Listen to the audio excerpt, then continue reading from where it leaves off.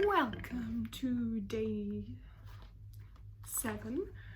Today we're talking about Genesis 21:22 to 24:27. And I should actually grab my Bible and open it. Sorry. Today has been a fantastic wild day. I'm actually home earlier than normal, so I'm pretty happy about that. I'm not shooting this at 12 o'clock at midnight like I normally do. It's a healthy 10 p.m. instead. So my first kind of point is mostly in the chapter of 22. Yeah, I'm in the right section.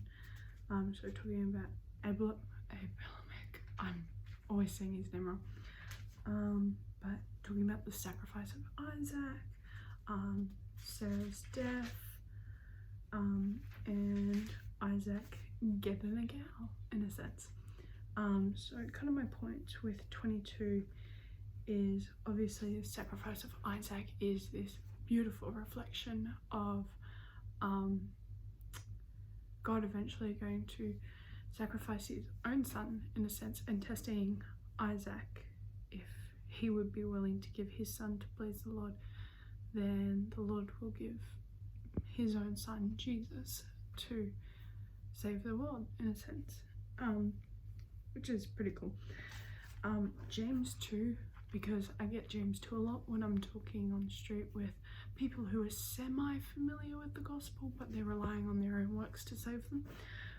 James 2 talks about Abraham's faith in this moment being active alongside his works, but it's important to remember that Abraham was still right with God before this sacrifice occurred.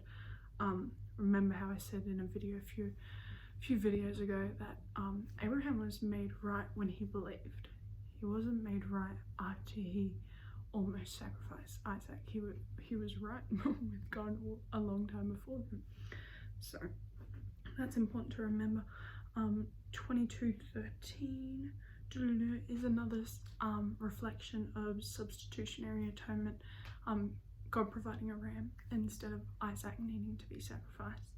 And in the same way, Jesus being that lamb, not a ram, a lamb, instead of us taking the due punishment for our sin. So yeah, that's pretty cool. And we will be, yeah, that's pretty much all the notes I had. Of course, you've got the devoted servant who is searching for Isaac's, am I saying Isaac? Sometimes I mean Abraham. Sorry if I messed that up. But the servant being dutiful in searching for Isaac's future wife. So that was quite cute. But yeah, another day, getting there, first weekend.